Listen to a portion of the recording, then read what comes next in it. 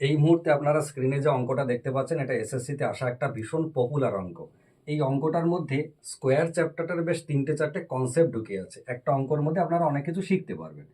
যেমন ধরুন, অঙ্কটা হচ্ছে এরকম ছিল, এসএসসিতে এসেছিল, এবিসি একটা 3 অঙ্কের সংখ্যা, তার স্কোয়ার করলে এই নিচের অপশনগুলোর মধ্যে কোনটা হওয়ার সম্ভাবনা আছে, কিন্তু তার একটা কন্ডিশন হচ্ছে সিটা বিজোড় সংখ্যা হবে, মানে এই যে এটা হবে অড নাম্বার। কেমন?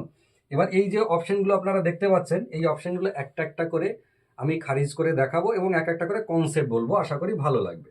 যেমন প্রথম কথা হচ্ছে, 3 অঙ্কের কোনো সংখ্যার যদি আমরা স্কোয়ার করি তাহলে উত্তরে 6 অঙ্ক আসে অথবা 5 অঙ্ক আসে। সেই দিক থেকে দেখতে গেলে অপশন এ 6 অঙ্ক, বিও 6 অঙ্ক, আর সিটা হচ্ছে 5 অঙ্ক। তাহলে অপশন এ বি সি তিনটেই হওয়ার সম্ভাবনা আছে। এবার আমি আসবো অপশন এটা উত্তর হবে কিনা। উত্তর হবে না। তার কারণ কি? তার কারণ হচ্ছে, পৃথিবীর কোনো সংখ্যার যদি আমরা স্কোয়ার করি তাহলে এককের ঘরে 2, 3, 7 আর 8 এটা কোনো দিনই আসে না, এটা নিয়ে একটা অঙ্ক পড়ে।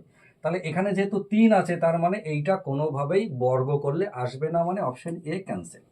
এবার ধরুন অপশন বি, 6 অঙ্ক আছে, উত্তর হতে পারে। এককের ঘরে 2, 3, 7, 8 আসেনি, তাহলে উত্তর হতে পারে, তাহলেও কিন্তু উত্তর হবে না।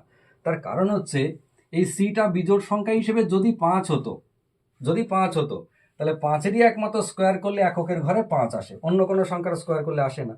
কিন্তু এই 5 রিলেটেড যে সংখ্যাগুলো আছে তার যদি বর্গ করি তাহলে এককের ঘরে 5 আসে, সেটা তো ঠিক কথাই। এই দশকের ঘরে কিন্তু 7 আসে না, কে আসে? 2 আসে, অর্থাৎ টোটাল স্কোয়ার নাম্বারটা একক আর দশক মিলে 25 হতে হবে, সেটা নেই। তার মানে অপশন বিটাও ক্যান্সেল।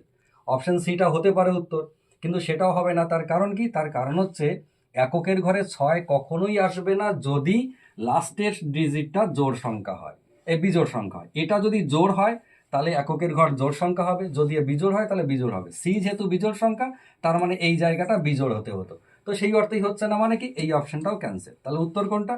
উত্তর হচ্ছে option D, none of this. অঙ্কটা কেমন লাগলো জানাবেন। যদি অঙ্কটার মধ্যে যে কনসেপ্টগুলো বললাম সেটা আপনার কোনো কাজে আসে তাহলে সেটাও জানাবেন। ধন্যবাদ।